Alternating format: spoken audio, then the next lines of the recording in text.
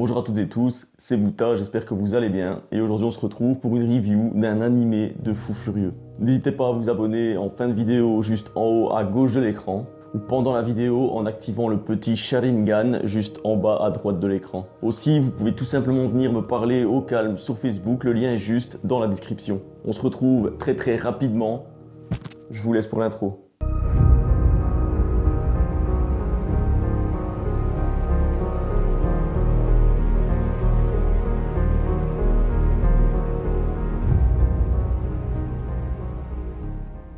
On se retrouve bien installé pour la review de la première partie de la saison 1 de Shingeki no Kyojin, aka l'attaque des titans. Une première saison beaucoup trop sale si vous n'avez jamais vu l'anime. Je vous conseille de d'abord aller regarder la première saison et ensuite de venir regarder la vidéo si vous ne l'avez jamais vue, bien sûr. Je le dis jamais, mais généralement, voilà, faut pas cliquer sur une vidéo si vous n'avez jamais vu le sujet, en tout cas si vous voulez pas vous faire spoiler. Parce que ici, on va spoiler. Mais entre temps, tu peux aussi aller voir mes autres vidéos. On va tout simplement procéder ici en analysant le début, le milieu et la fin de la première saison.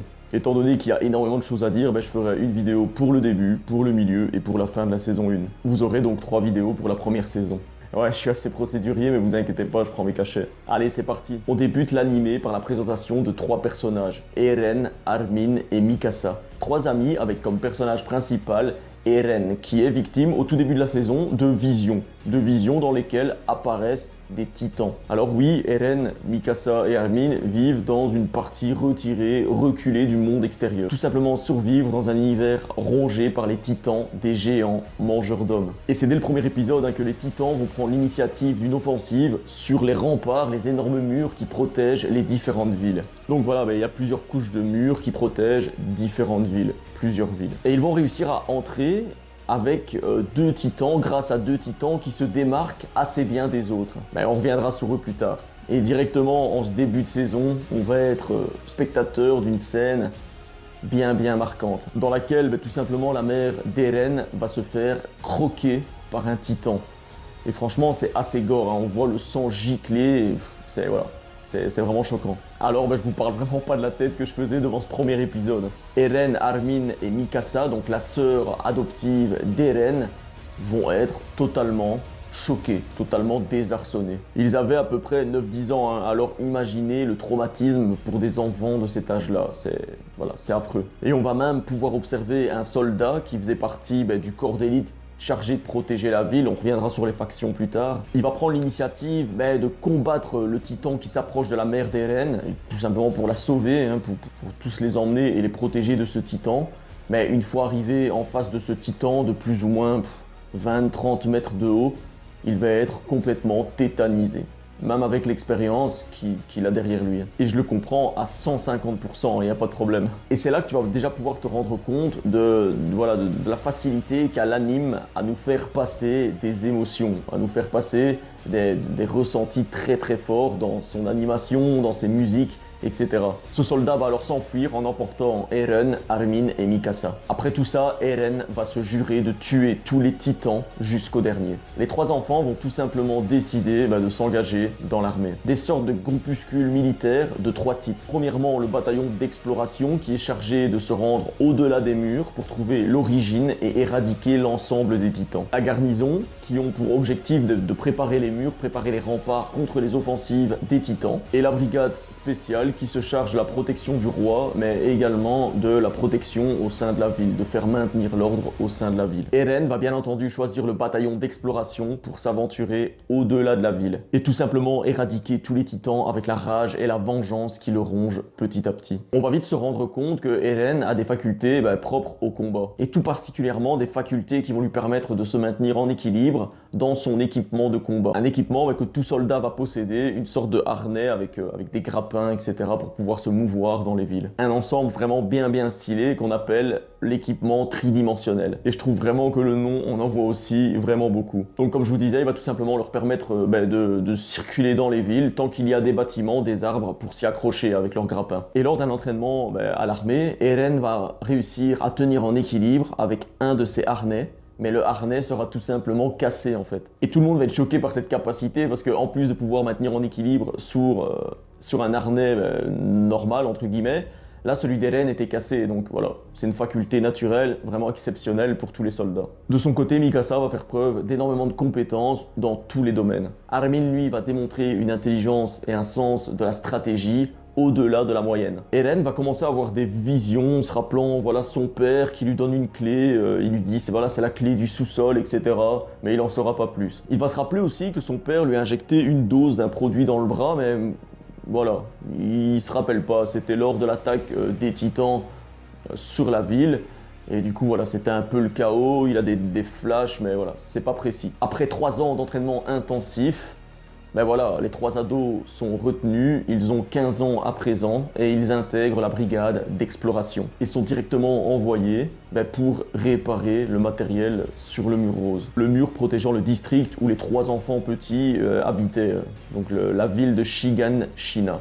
Là, le titan de 60 mètres qui avait détruit les murs de la ville pour que les plus petits titans puissent rentrer et puissent organiser l'offensive, puissent passer à l'offensive, va apparaître juste devant le mur. Et Eren ne va pas hésiter à attaquer en premier. Et comme je vous disais, les animations, les dessins, voilà, ils sont vraiment fous. Et Eren va s'élancer du haut du mur de 50 mètres avec sa tenue, son équipement tridimensionnel. Va accrocher son grappin au titan et va essayer de tourner autour de lui, d'apparaître derrière pour frapper de toutes ses forces avec les 2 épées dans sa nuque. La nuque est en fait le point faible des titans. Malheureusement, le titan colossal va avoir une capacité unique qui lui permet d'évacuer de la vapeur brûlante de sa peau, de tous ses pores. Ce qui va permettre de garder à distance tous les soldats voulant l'attaquer. On va donc commencer à comprendre que tous les titans ne sont pas égaux en fait, et que certains vont disposer d'une génétique de capacité beaucoup plus puissante. Eren finit par trouver une faille dans la défense du titan de 60 mètres, mais celui-ci, dans un écran de fumée, va disparaître. Et c'est déjà un très très grand mystère pour l'anime que sont là les titans. On arrive à la première mission de l'équipe d'Eren, donc comprenant Armin, mais aussi d'autres personnages, comme Reiner ou encore Connie. Ils vont en fait être envoyés pour nettoyer le district de Frost. Et là, c'est le véritable massacre. Confiants et déterminés, les soldats de l'équipe d'Eren vont s'élancer dans la ville déserte. Les petits titans, donc ceux de 5-6 mètres, vont apparaître. Et là, c'est complètement choquant, parce que l'un des soldats va prendre l'avance sur le groupe, complètement déterminé à se faire du titan. Et là, on voit un titan qui vient s'écraser contre un clocher. Le titan va juste décaler sa tête comme ça du clocher. Et dans sa bouche, on va voir la moitié du corps du soldat complètement déchiqueté. Alors le titan a ses dents serrées dessus, il est un peu ainsi. Il va le balancer en l'air et hop, juste le gober. Là, Eren et les autres vont se rendre compte tout simplement de la réalité du terrain.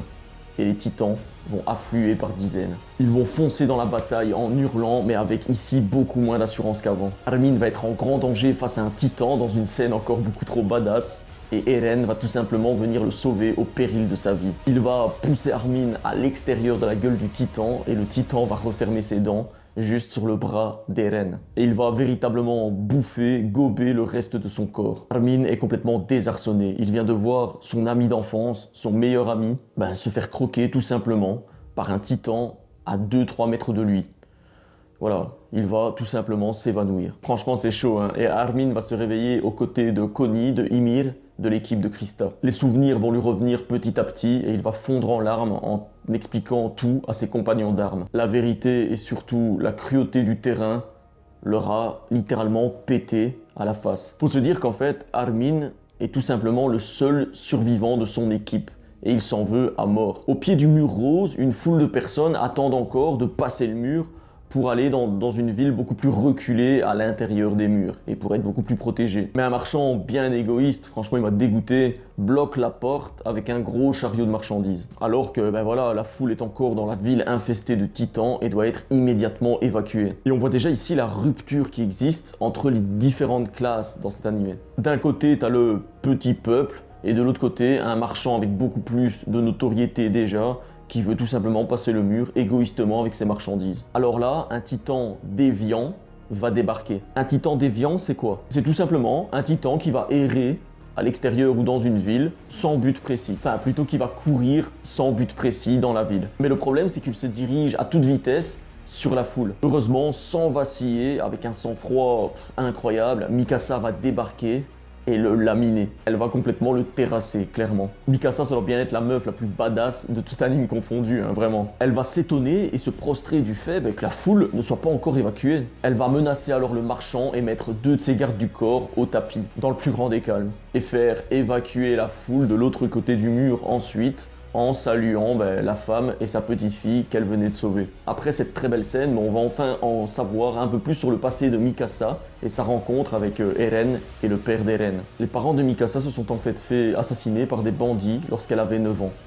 Et Eren, déjà héroïque je vais dire, à ce moment-là, a voulu partir à sa rescousse pour la sauver de ces bandits et a tué dans la foulée un de ces bandits. On voit déjà qu'il avait d'énormes coronets à cet âge-là, ouais. C'est comme ça que les parents d'Eren ont en fait adopté Mikasa. Après cette intéressante backstory sur Mikasa, elle va tout simplement aller autour d'un entrepôt où se trouve du fuel, donc où se trouve du carburant et des munitions. Tout simplement du carburant pour leur équipement tridimensionnel et des munitions, donc des lames pour leurs épées. Parce qu'au fur et à mesure qu'ils utilisent leurs lames sur les titans, elles vont s'émousser et du coup elles vont être beaucoup moins efficaces. Et finir même parfois par casser. Quand je dis nettoyer, c'est pas qu'elle va passer un coup de balai ni de serpillière autour de l'entrepôt, non, non. Tout naturellement aller se farcir l'ensemble des titans qui rôdent autour de l'entrepôt. Mikasa va se chauffer bien comme il faut et affirmer avec une froideur de démon qu'elle va aller se faire tous les titans de la ville. Si elle a autant de hargne, c'est parce qu'en route elle aura rencontré Armin qui va lui apprendre le sort de tous ses camarades. Donc aussi le sort d'Eren croqué par un titan. Elle va foncer tête baissée, quasiment plus de carburant dans son équipement tridimensionnel. Et après avoir couché une bonne dizaine de titans, elle va vouloir tout simplement se laisser mourir. Et inconsciemment, elle va éviter les attaques des titans qui arrivent juste en face d'elle. Et un autre titan, assez différent de tous les autres titans, un peu comme le titan colossal de 60 mètres, va faire son apparition. Un titan de plus ou moins 15 mètres, aux yeux verts perçants. Donc ce titan aux yeux verts perçants va foncer sur le titan juste en face de Mikasa, celui qui voulait attaquer Mikasa, et lui décocher une de ses bonnes patates. Un crochet en pleine mâchoire, c'est vraiment impressionnant, je pense même qu'il va lui arracher la tête si je me souviens bien. Avec le sang qui gicle dans tous les sens bien sûr, sinon ce serait pas du Shingeki no Kyojin. Ensuite ce titan va tout simplement repartir démolir d'autres titans. Mikasa et les autres ne comprennent absolument pas la situation et vont se dire tout simplement qu'il doit s'agir d'un titan déviant. Mais alors les personnages vont décider, pour encore une fois nettoyer le district de Frost, d'utiliser ce titan qui a l'air de bien prendre le dessus sur l'ensemble des autres petits titans. Les personnages vont tout simplement terminer par se cacher dans le quartier général avec la masse de titans qui afflue, ils se sentent encore totalement dépassés. Et le titan assaillant, ayant sauvé Mikasa, le titan aux yeux verts perçants, va tout simplement encore une fois les sauver en démontant tous les petits titans qu'il y a aux alentours. Et c'est là que tu comprends qu'il n'est pas du tout comme les autres en fait ce titan. Mais malgré sa bonne résistance et sa hargne de vaincre, il va quand même commencer à prendre quelques blessures, inévitablement. Le titan assaillant va alors s'effondrer, épuisé de ses dizaines de combats. Une fumée épaisse va s'échapper de sa nuque, donc il sera tombé à plat ventre, une fumée épaisse va s'échapper de la nuque. Et à travers cet écran de fumée, on va voir apparaître une silhouette. La silhouette d'Eren. Complètement inconscient, le buste bien droit, se tenant là dans cette fumée avec les jambes enfoncées dans la nuque du titan. Mikasa, Armin et les autres sont plus que choqués, ils n'ont jamais vu ça. Mikasa va alors se ruer vers Eren, va mettre sa tête contre son torse et va vérifier. Son cœur bat bel et bien encore. Voilà, cette petite review de la partie 1 de la première saison de l'Attaque des Titans est terminée. J'espère que ça vous aura plu, faites-le moi savoir dans les commentaires ou sur mon Facebook. Ça me ferait énormément plaisir d'avoir votre avis sur cette première partie de saison et sur mon travail en général, bien sûr. Je répète, ces premiers épisodes m'ont clairement mis des grosses claques. Lâche-moi ton plus gros pouce bleu des familles, active-moi cette petite clochette pour ne rien manquer des prochaines vidéos. N'hésite pas à t'abonner, si le contenu t'a plu, et de partager la vidéo. C'était Buta, on se retrouve très vite pour de prochains sujets et matane.